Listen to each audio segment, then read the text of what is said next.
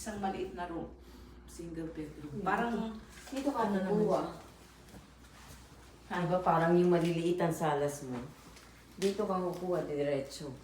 Para malaki-laki ng konti ang salas mo. Kasi maliit lang. Ayun, ganyan. tapos ito room. Room. Ito, pwede mo nang ano Kaya to walang eh. bintana. Pwede mo nang kunin to. Kukunin mo yan. Kung ayaw mo naman, kunin mo na lang yan isang bedroom. Ito na yung ano, living Yan room. na yung living. Bakit dun sa ano, ganyan din kaliit ang living room? Sa Brack. So pwede mo hanggang dito. Di ba? Sa Brack, ganito rin kaliit. Kaso, Malaki isang ang, closer lang na dito. malaki ang living room nito eh. Hindi, pangit eyes. Pangit. Mas Hindi maganda naman. ito ang gawin mong include. Bedroom, yan. Tapos ito yung living room. Kasi ito malaki na rin ang kitchen mo dito eh. Oh, dito naman kayo mag-gather most of the time. Kasi kasya na ang sofa dito eh. Yes. Tapos ang TV mo, tama dito. Tama ka. Yan.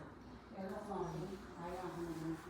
Hindi kasi ano eh, sayang ang space mo, pwede rin ako. Pwede sa kanila. Yeah. Kasi ang laki na tingnan mo yung kitchen mo. Kailangan maayos sa pagkakagawa kasi Maayos. Oo.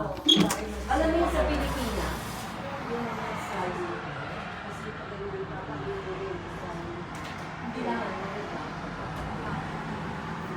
kasi kahit na ganito, kailangan pa rin paalam sa Yes, dahil sa dito. loob, sa loob ng ano. Hindi kung sliding ka na. Pwede sliding lang. Yeah, sliding ka lang. Huwag kang Kahit- mag-permanent.